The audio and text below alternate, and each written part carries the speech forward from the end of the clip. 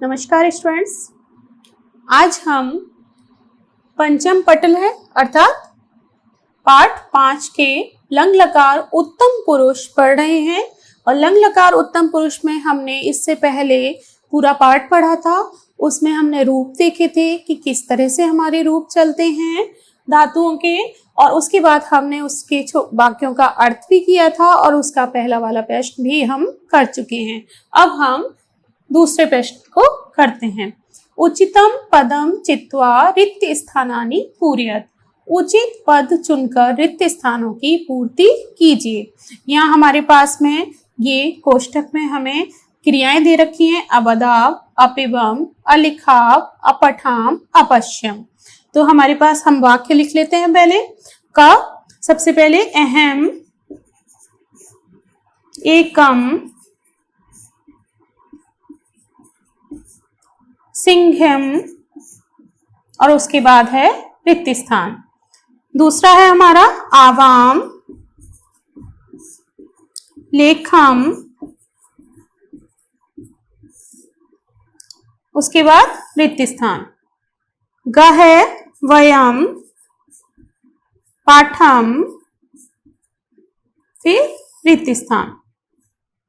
घ है अहम, दुग्धम,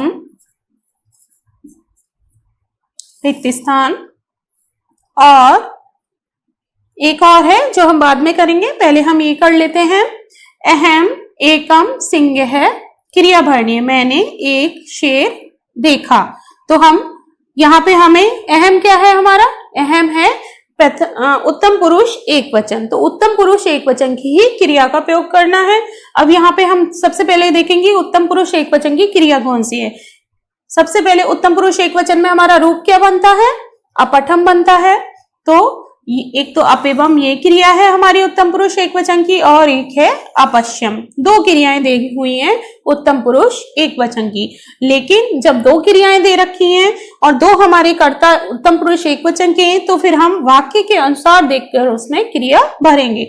जैसे अहम, एकम, सिंघम, मैंने एक शेर क्या आएगा, देखा। अपिबम पिया, अपश्यम देखा, तो अपश्यम ही आएगा। तो यहाँ हमारा सही विकल्प, सही क्रिया हमारी क्या है, अपश्यम। इसी तरह ख, आवाम, लेखम, हम दोनों ने लेख लिखा। तो आवाम क्या है, उत्तम पुरुष द्विवचन। उत्तम पुरुष द्विवचन है तो उसकी क्रिया भी क्या आएगी, उत्तम पुरुष द्विवचन की। तो यहाँ पर उत्तम पुरुष द्विवचन की क्रिया कौन कौन सी है, उसमें क्या आता है, वह आता है उत्तम पुरुष द्विवचन की क्रिया में। अवदाव भी उत्तम पुरुष द्विवचन की है और अलिखाव भी उत्तम पुरुष द्विवचन की है। तो फिर हम कैसे भरेंगे इसमें, हम फिर वाक्य को देखेंगे। आवाम, लेखम, हम दोनों ने लेख, अवदाव बोला नहीं आएगा क्योंकि लेख लिखा जाता है, तो अलिखाव। तो हमारे पास सही हमारी जो क्रिया है वो क्या है, अलिखाव।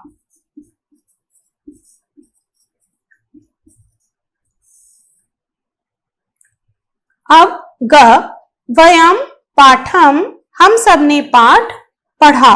तो हम सब, वयम उत्तम पुरुष बहुवचन, तो उत्तम पुरुष बहुवचन की क्रिया हमारे पास एक ही है, उत्तम पुरुष बहुवचन की क्रिया अपठाव। तो यही आएगा, हम सब ने पाठ पढ़ा, अपठाव। अब घ, अहम, दुग्धम, मैंने दूध, अहम है क्योंकि उत्तम पुरुष एक वचन है, तो उत्तम पुरुष एक वचन की हमारे पास दो क्रियाएं थी, एक में था देखा और एक में पिया। तो मैंने दूध पिया, तो अपिबम।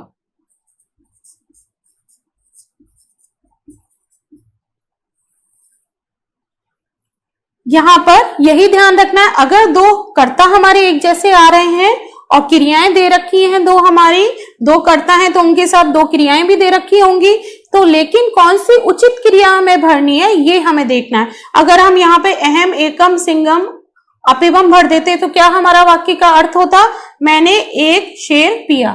तो ये तो कोई वाक्य नहीं बनता। तो इसलिए हमें वाक्य के अनुसार उसमें क्रिया भरनी है। अहम, एकम, सिंघम, अपश्यम, मैंने एक शेर देखा। तो एक और है हमारे पास ड, वो हम देख लेते हैं। अड़ा आवाम सदैव, आवाम सदैव सत्यम,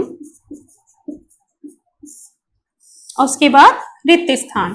तो यहाँ पर हमें क्रिया भरनी है। आवाम हमारा उत्तम पुरुष द्विवचन है। उत्तम पुरुष द्विवचन की हमारे पास दो क्रिया थी जिसको हमने एक बार लिया, अलिखा। अब यहाँ आवाम के साथ कौन सी क्रिया आएगी? अवदा। हम दोनों ने सदैव सत्य बोला। हम दोनों ने सदैव सत्य लिखा तो नहीं आएगा, इसलिए ये हमारी हमने लेख के साथ भरा था। तो आवाम सदैव सत्यम अवदा, हम दोनों ने सदैव सत्य बोला। तो इस तरह से ये वाला उचित पद चुनकर रिक्त स्थान भरिए। हमने अपना रिक्त स्थान वाला प्रश्न पूरा किया। उसमें हमें क्या देखना था? क्रिया अगर कर्ता अगर हमारे दो दे रखे हो, क्रियाएं दो दे रखी हैं, तो हमें वाक्य के अनुसार ही उचित क्रिया भरनी है। अब हम आगे का अपना तीसरा प्रश्न करेंगे।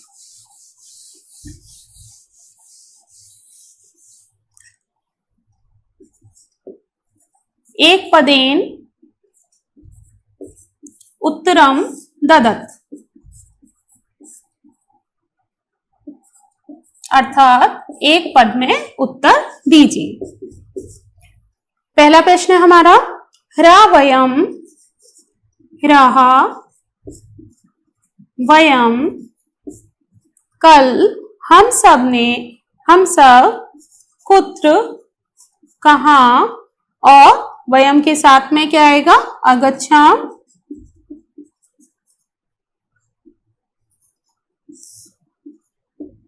कल हम सब कहाँ गए? तो हमने पाठ में क्या पढ़ा था? कल हम सब जंतुशाला गए। तो ये हमारा यहाँ पर उत्तर हो जाएगा और एक ही पद में देना है, तो जंतुशाला।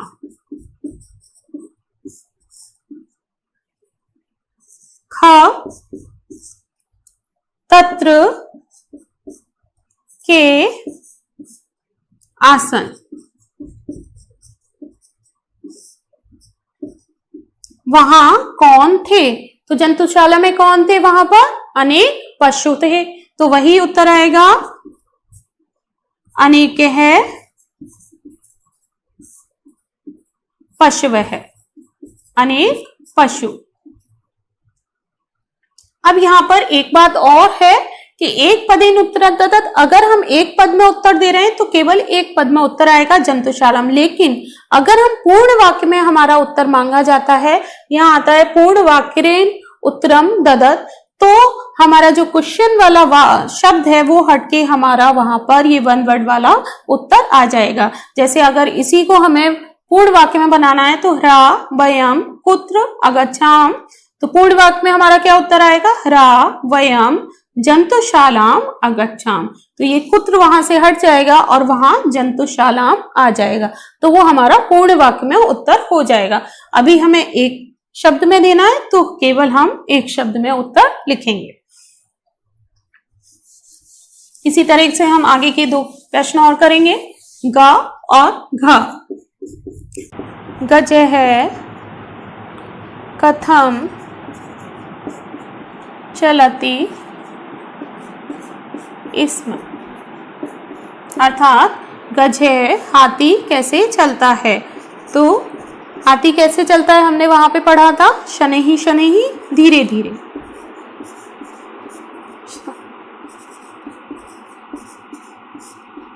शनैहि शनैहि अर्थात धीरे धीरे। और इसमें अगर पूर्ण वाक्य में लिखेंगे तो हम क्या लिखेंगे? गज है शनैहि शनैहि चलति स्म। घ वयम किम, वयम किम अनुभवाम, अनुभवाम।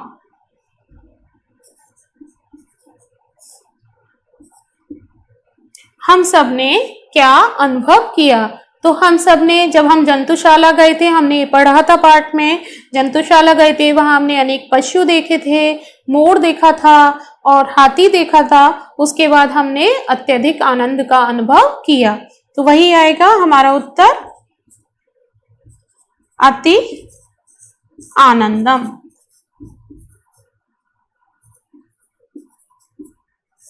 अति आनंदम, हमने अत्यधिक आनंद का अनुभव किया। अब इसी को हम पूर्ण वाक्य में लिखेंगे तो वयम अति आनंदम अनुभवाम, हम सबने अत्यधिक आनंद का अनुभव किया। तो हमारे प्रश्न किसी भी तरह से आ सकते हैं, या तो एक पदेन उत्तरत, एक पद में उत्तर दीजिए, और पूर्ण वाक्यन उत्तरत आता है तो पूर्ण वाक्य में हमें उत्तर देना है। तो पूर्ण वाक्य में उत्तर देने में हमें केवल जो उसके प्रश्नवाचक जो शब्द होते हैं उनको हटाकर और उसमें जो हमारे उत्तर हैं उनको वहां पर हमें लिखना होता है। तो ये हमारा तीसरा प्रश्न समाप्त हो गया। अब हम आगे का प्रश्न करेंगे, और वो है हमारा चौथा प्रश्न। क्या है हमारा? संस्कृत भाषायाम अनुवादम कुरुत। ये हमने पहले भी किए थे। अनुवादम कुरुत, संस्कृत भाषा में अनुवाद करो। तो जब हमने संस्कृत हिंदी जो संस्कृत के वाक्य हैं उनका हिंदी में अर्थ करना सीख लिया है, तो जो हमारे हिंदी के वाक्य हैं उनका हम संस्कृत में अनुवाद कर सकते हैं। सबसे पहला का देखेंगे यहाँ पर। मैंने कविता पाठ की। मैंने कविता याद की। मैंने कविता याद की। तो मैंने का हमें पता है अनुवाद क्या होगा संस्कृत में, जो हमने उत्तम पुरुष के अभी कर्ता पढ़े थे उसमें पढ़ चुके हैं पहले ही हम। अहम, मैं, आवाम हम दोनों, और वयम हम सब। तो यहाँ आएगा अहम कविता, कविताम, कविताम आ जाएगा कविता का। तो मैंने अहम कविता कविताम याद की। याद करने की क्या धातु है हमारी? स्मृ धातु है। तो अब हम ये देखेंगे कि मैंने क्या है, यहाँ पर हमारा कौन सा कर्ता है, किस वचन का है? उत्तम पुरुष का एक वचन का कर्ता है। तो यहाँ भी उत्तम पुरुष एक वचन की ही धातु लगेगी, और स्मृ धातु में हम वही रूप लगाएंगे उत्तम पुरुष एक वचन का। तो अहम कविताम अस्मरम, अस्मरम अर्थात मैंने कविता याद की। अहम जिस पुरुष और जिस वचन का कर्ता होगा उसी पुरुष उसी वचन की हमारी क्रिया प्रयोग में आएगी। तो ये हमारा अनुवाद हो गया अहम कविता स्मरम। अब खा, इसी तरह से आगे खा। हम सब ने दूध पिया। हम सब ने दूध पिया। हम सब ने, तो हम सब की पता है अहम आवाम वयम, हम सब ने बहुवचन है तो वयम। दूध दुग्धम, अब वयम है तो वयम के अनुसार हमें यहाँ पर क्रिया लगानी है। पिप धातु होती है पीने की, और उसमें हम उत्तम पुरुष में बहुवचन के अनुसार हम क्रिया लगाएंगे उत्तम पुरुष बहुवचन की। तो क्या बनेगा हमारा? अपिवाम।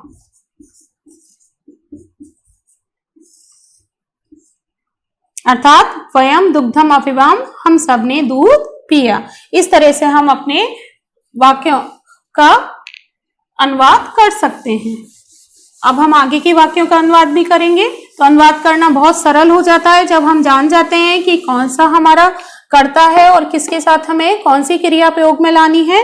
तो अनुवाद बहुत आसानी से हम कर सकते हैं। कल मैंने गाना गाया। कल मैंने गाना गाया। कल, ये गाया क्योंकि बीता हुआ कल है, तो अभी हमने शब्दार्थ में पढ़ा था रहा। मैंने अहम गाना या गीतम गाया। अब गाने की हमारी धातु कौन सी होती है? गे धातु, जिसका गाय रूप बनता है। तो अहम के साथ क्या आएगा, उत्तम पुरुष एक वचन की ही क्रिया, तो अगायाम। ह्रा अहम गीतम अगायाम, कल मैंने गीत गाया। अब ख, हम दोनों उद्यान में खेले। हम दोनों उद्यान में खेले। तो हम दोनों अर्थात द्विवचन, तो आवाम, उद्यान में विभक्ति आ रही है, सप्तमी विभक्ति, अधिकरण, तो उद्याने, खेले, खेलने की हमारी धातु कौन सी होती है, क्रीड धातु, तो उसमें हम दोनों आवाम के अनुसार हम लगाएंगे अपनी क्रिया। तो आवाम उत्तम पुरुष द्विवचन, तो उत्तम पुरुष द्विवचन की हमारी क्रिया उसमें लगाएंगे, तो आवाम उद्याने अकीड़ा।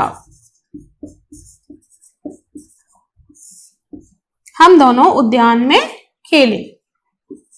पढ़ा है, उसने पुस्तक पढ़ी। उसने पुस्तक पढ़ी। अब उसने पुस्तक पढ़ी, अब हम ये देखेंगे ये कौन सा कर्ता है हमारा, क्योंकि उत्तम पुरुष में तो सिर्फ अपने लिए होता है, अहम में आवाम हम दोनों और वयम हम सब, और मध्यम पुरुष में दूसरे के लिए होता है तुम दोनों, तुम सब। तो ये है उसने, अर्थात ये प्रथम पुरुष का कर्ता है। तो प्रथम पुरुष के कर्ता के साथ हम इसमें क्रिया करेंगे। तो प्रथम पुरुष का कर्ता सह, पुस्तक पुस्तकम, पढ़ी पढ़ धातु होती है पढ़ने की, सह के साथ हमें रूप याद करना है, इसीलिए हमने सबसे पहले जो अपना पाठ शुरू किया था उसमें हमने प्रथम पुरुष, मध्यम पुरुष और उत्तम पुरुष तीनों की हमने रूप देखे थे, क्योंकि तीनों जब हमारे समाप्त हो गए हैं, उत्तम पुरुष पर हम पहुंच गए हैं, तो हमारा प्रश्न कहीं से भी आ सकता है, प्रथम पुरुष से भी, मध्यम पुरुष से भी और उत्तम पुरुष से भी। तो ये सह पुस्तकम, सह के साथ में प्रथम पुरुष एक वचन की क्रिया लगेगी और प्रथम पुरुष एक वचन में अपठत। सह पुस्तकम अपठत, उसने पुस्तक पढ़ी।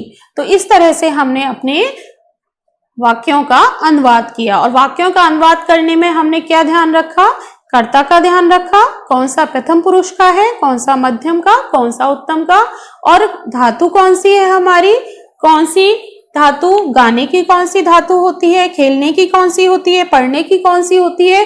तो हमें ज्यादा से ज्यादा धातुओं याद होनी चाहिए, उनके रूप याद होने चाहिए, और किस लकार में रूप किस तरह से चलते हैं ये याद होना चाहिए, तभी हम अपने वाक्यों का संस्कृत में अनुवाद कर सकते हैं। अब हम आगे का अपना 5वां प्रश्न करेंगे। प्रश्न 5, अधोलिखितानां वाक्यानां रेखांकितानि पदानि शुद्धं करोतु।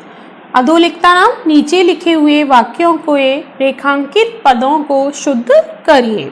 अर्थात हमें कुछ वाक्य दिए गए हैं, उन वाक्यों में क्रिया के नीचे या कर्ता के नीचे रेखांकित किया हुआ है, और रेखा जहां पर खींची हुई है उस पद को हमें शुद्ध करना है।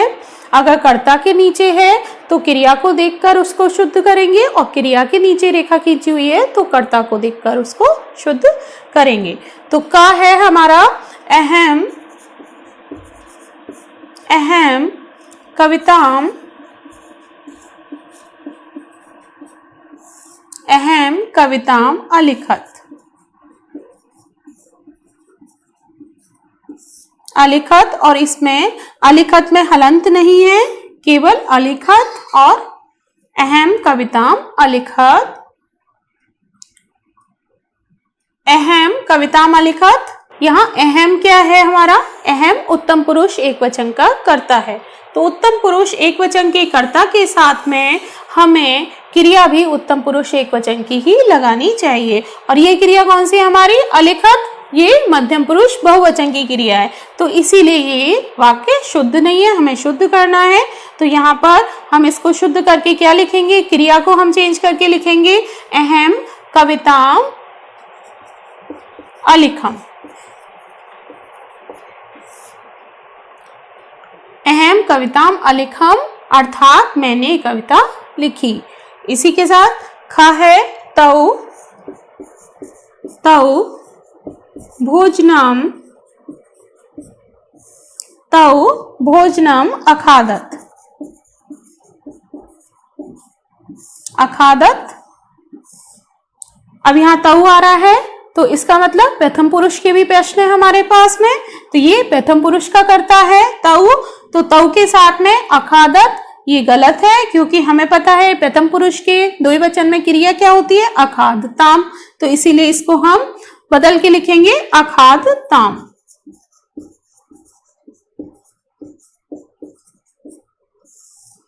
तो उसमें हमारा सही जो वाक्य वो क्या बनेगा, तौ भोजनम अखादताम।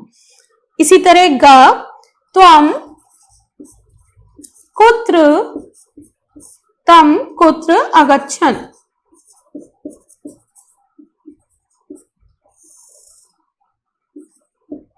त्वम कुत्र अगच्छन्, तुम कहाँ गए। तो तुम कहाँ गए, त्वम मध्यम पुरुष एक वचन का करता है। मध्यम पुरुष एक वचन की जो हमारी क्रिया बनती है वो क्या बनती है, जिसमें विसर्ग आता है, अगच्छ है। तो ये हमारी यहाँ पे बदल के क्या होगा, अगच्छ है। ये हमारी सही क्रिया है। त्वम कुत्र अगच्छन्, त्वम कुत्र अगच्छ है। इसी तरह घ, वयम उद्याने, वयम उद्याने अखेलताम,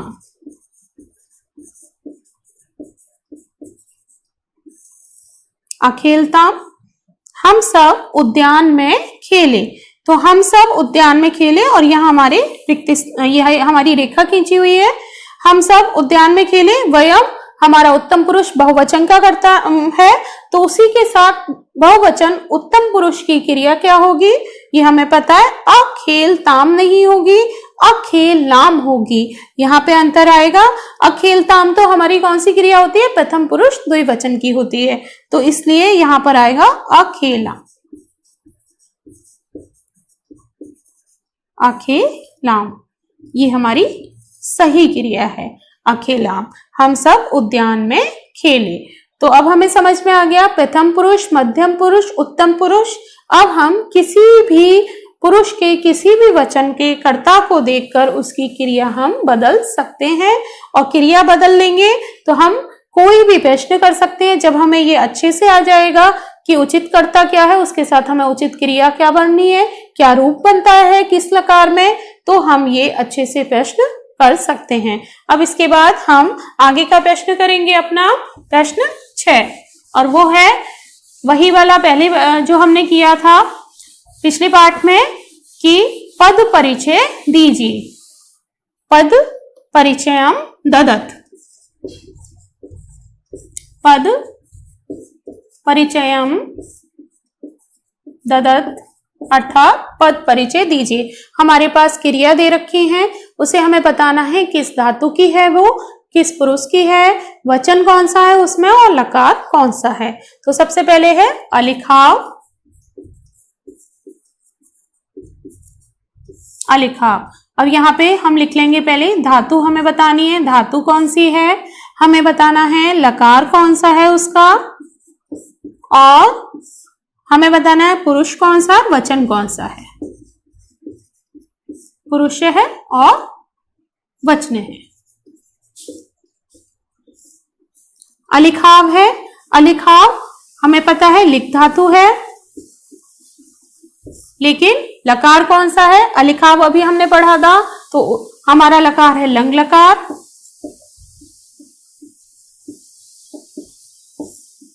उसके बाद पुरुष कौन सा है, मध्यम पुरुष है, प्रथम पुरुष है या उत्तम पुरुष है, अलिखाव उत्तम पुरुष, उत्तम है, और वचन कौन सा है, द्विवचन।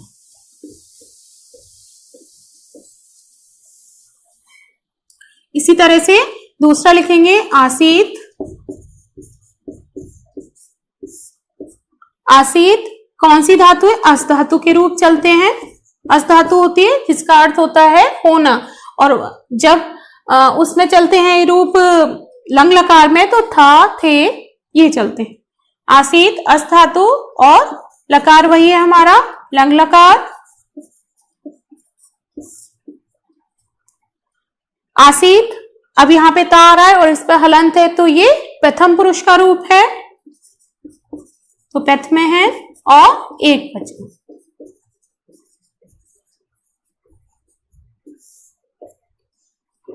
इसी तरह आगे का हमारा जो शब्द है वो है अकीड़त।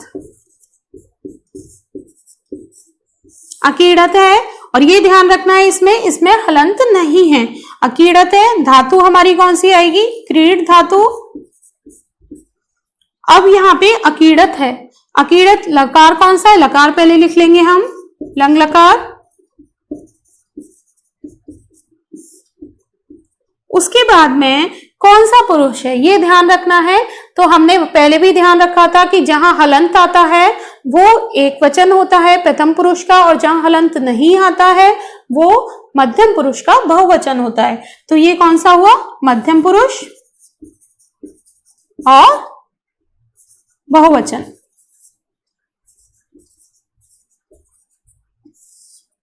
मध्यम पुरुष बहुवचनम। अब नेक्स्ट है अनमतम। अनमतम, अनमतम नम धातु, नम धातु लंग लकार।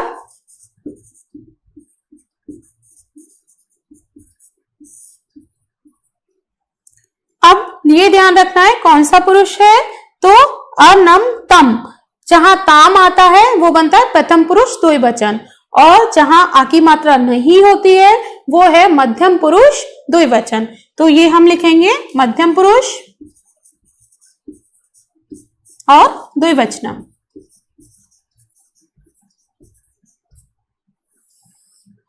इसी तरह नेक्स्ट है अगच्छ है। धातु हमें पता ही है, गम धातु जिसके रूप चलते हैं गच्छ में, और अगच्छ है लंग लकार।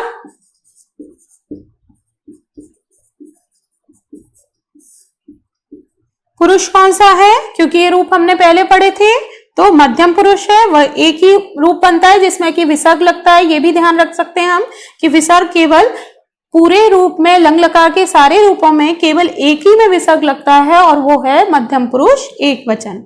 तो मध्यम पुरुष और एक वचन, मध्यम पुरुष एक वचनम। अब इसी तरह से है हमारे पास में अहसाम।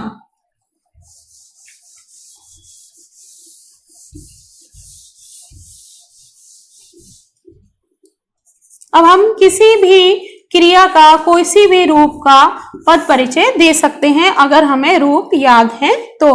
अहसाम हस धातु और उसमें लकार आ लगा हुआ है लंग लकार।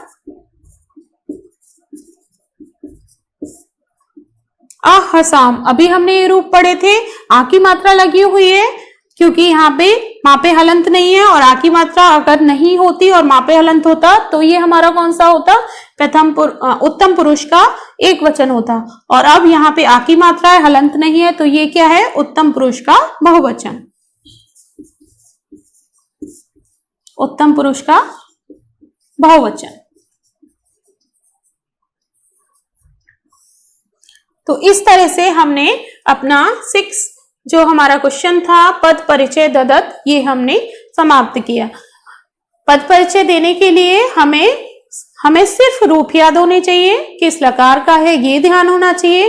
तो सबसे ज्यादा जरूरी है कि हम रूप ज्यादा से ज्यादा धातुओं के रूप याद करें, ज्यादा से ज्यादा धातुओं के रूप, सारे लकार जितने भी सारे लकार हैं हमारे, लिट लकार, लिरिट लकार, लंग लकार, इन सब के रूप हमें अच्छे से याद होने चाहिए। तो उसके अनुसार ही हम पद परिचय दे सकते हैं। ये पद परिचय हमारा लिट लकार में भी पूछा जा सकता है, लिट लकार में भी पूछा जा सकता है, और ये लंग लकार में भी पूछा गया। तो इस तरह से हमने अपने लंग लकार के तीनों पुरुष के प्रथम पुरुष, मध्यम पुरुष और उत्तम पुरुष, ये तीनों हमने अपने रूप देख लिए कि रूप किस तरह से बनते हैं, किस कर्ता के साथ कौन सी क्रिया का प्रयोग होता है, उचित क्रिया कौन सी है, उचित कर्ता कौन सा है। तो अब हम लंग लकार को अच्छे से समझ चुके हैं कि लंग लकार में किस तरह से प्रश्नोत्तर किए जा सकते हैं और किस तरह से हमारे रूप बनते हैं।